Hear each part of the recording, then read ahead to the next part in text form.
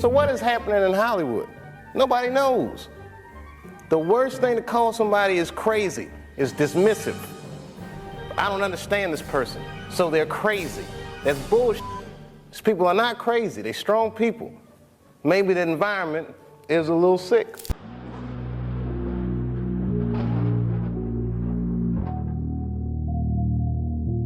Let's get it. Hey ladies and gentlemen, I'm back with yet another headbanger. Today, I'm having a video on the explanation and review on the Cloned Tyrone. And it's pertaining to the ending of the movie and stuff like that in portions throughout the movie. But is Jamie FOXX cloned or is Jamie FOXX?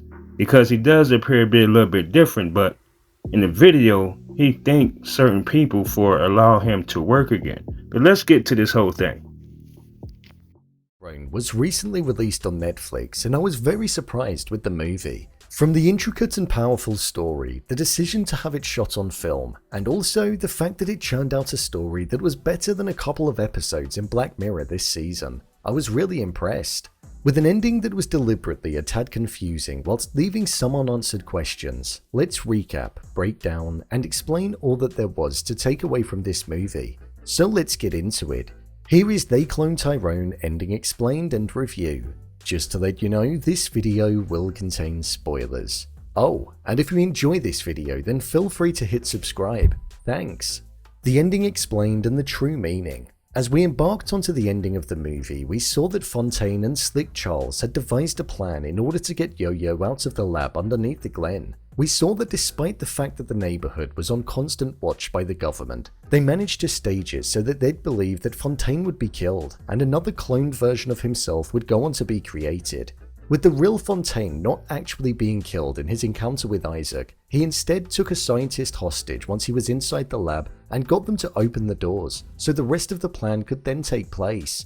This allowed everybody else that was from the neighborhood to go underground and to start destroying everything that was down there, whilst also putting the authorities through the ordeal that the clones went through, and they also released the clones that were held hostage there and were being experimented on. Whilst this was happening, Fontaine saw himself in the form of Chester along the corridor, and he lost a one-on-one battle with him. This resulted with him being brought to one of the main bosses, and this was himself. The original version of himself, but in a completely older form. The true version. The movie's purpose was about trying to unify and trying to stop everybody from turning on each other, and this was when it was revealed that Ronnie, Fontaine's brother, was actually killed several years ago. And even though Fontaine had a part of that memory of what happened, he didn't know the full details. Ronnie was killed by a police officer in a horrific manner, and wasn't even shown the respect that he deserved in his death. And this was what sparked the original Fontaine to want to find a way to unify everybody. He didn't want anybody to have to go through what his younger brother or what he went through again. This is where the cloning program came from. In his eyes, it was about over generations applying racial and cultural assimilation. Something which is defined as the process where a minority group or culture comes to resemble a society's majority group or assimilate the values, behaviors, and beliefs of another group, whether fully or partially. There was a powerful line which was assimilation is better than annihilation, which showed that rather than looking to keep a hold of the cultural differences that were valuable, the original Fontaine would rather change over time and lose all resemblance of what once made him who he was, and also the rest of the community's identity. Over generations, the government had agreed to this cloning initiative, which essentially meant that people of color would slowly start to adopt different values, behaviors, and physical appearances, in the hopes of finding a way to solve the problem of unity, something which was extremely messed up, hence why the mind control was also a thing too. The fact that the first thing that we saw when the movie opened was the white man smiling on the billboard, it showed that it was the clear direction that the government agency was going for with their cloning project. With lines such as "Unity starts here" and "striving together towards peace," the project was laced with lies that didn't reflect what was truly happening, just what they believed the outcome was going to be. It was racially motivated and something that mirrored a mindset of certain corners of our own society and our world, and how it can often have that same kind of effect. Right at the end, once Fontaine realized what the outcome was, he used the phrase Olympia Black, which took over the clones' minds and allowed the person who said it to command them. And when that happened, we saw that Chester killed the scientist version of Fontaine, as he was going to have him killed. At the same time as that, Slick Charles's clone was being held hostage by Nixon, and he was on the verge of being killed if Yo-Yo didn't reveal herself. This ultimately meant that the version that we believe to be the original one was free and came up behind Nixon and killed him whilst he was on the verge of taking the both of them out. So that problem was then resolved. Right at the end, we saw that the project was exposed to the news and it went nationwide, and then the movie partially finished. Or at least it cut to black after hearing that they were going to be leaving the Glen. But then it faded back in, and we saw a different cloned version of Fontaine adopting a similar routine as to what the version in the Glen used to have. He'd go to the store, get a ticket, and pour some drinks. And then he saw that he looked exactly like a clone that was freed and was on the TV, leading the title of the movie to make sense in the final line, as we heard that he was called Tyrone. What does this mean? Well, we heard earlier on in the movie that there were these communities that were filled with clones all over the country. For example, they mentioned that there was one in LA and other major cities in the States. So I think this is most probably taken from one of those other places that was mentioned, which does mean that they could lean into a sequel being created. But personally, I don't think it's the type of movie that would do that. It stands in its own right and packs a punch with the message that it conveys. So by making this into a series of movies, it could water down the message slightly. Overall review.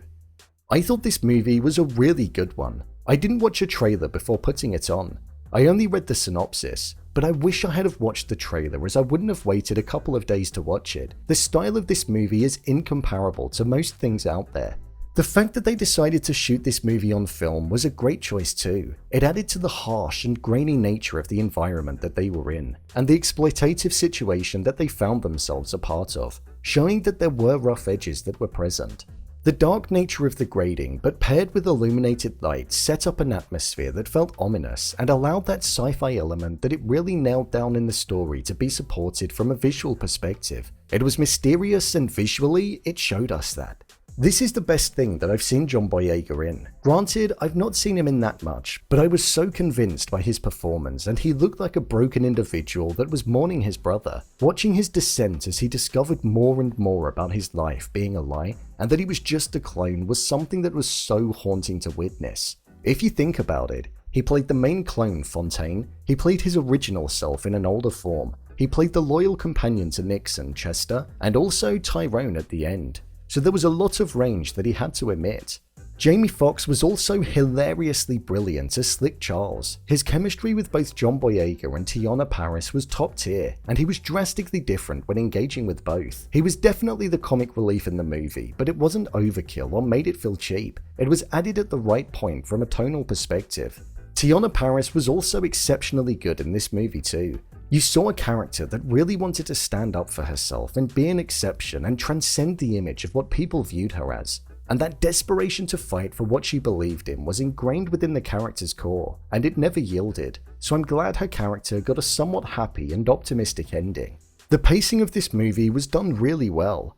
The first quarter was quite choppy and fast-paced, and then after that we saw it slow down whilst the revelation happened for the characters, and we saw them come to terms with what they needed to do in order to take the organization's location at the Glen down. The heavy topics and themes that this movie focused on were handled in a delicate way through the use of a medium and a genre that doesn't necessarily delve into those subject matters, so it was extremely interesting and powerful to bear witness to, especially with it being delivered in a digestible way which still kept the weight of the message at the forefront and stuck the landing. This was a movie that I didn't expect to be as good as what it was, judging by only the synopsis, but after watching it, I think it's just absolutely great, and it's an important one to watch. What did you think of this movie? Leave a comment down below, and don't forget to subscribe. I'll see you next time. Well, ladies and gentlemen, to me, I just don't know what to think about it. I would like to see the movie though, so I can gain my own insight on it and get further in detail on my thoughts on what I perceive this to be, whether Jamie Foxx is cloned or not. But a lot of celebrities, movie actors, and stars, man, is having this issue with dealing with these elites, trying to get the jab and everything of that nature. But this is something that Kanye had to say. Out in Hollywood, a lot of people come up missing. Feels like it might be a lot of that in order to control, traumatize. They want to monetize and traumatize. They can't control me. You get what I'm saying? They can control Shaq. They can control Charles Barkley. They can control LeBron James. They can control Jay-Z and Beyonce. But not you, man. But they can't control me. So like Kanye says, about control, traumatize, and monetize. Do you guys think this is in fact the case with Jamie Foxx due to him returning back to the scene, but he's not mentioning anything about P. Diddy, the industry, like he was before? So, what are your thoughts on that, ladies and gentlemen? Hey, it is what it is. But thanks for tuning in. And once again, like, comment, subscribe, and share, and hit that notification bell. Until next time, ladies and gentlemen, y'all stay safe and be blessed. And I'm out.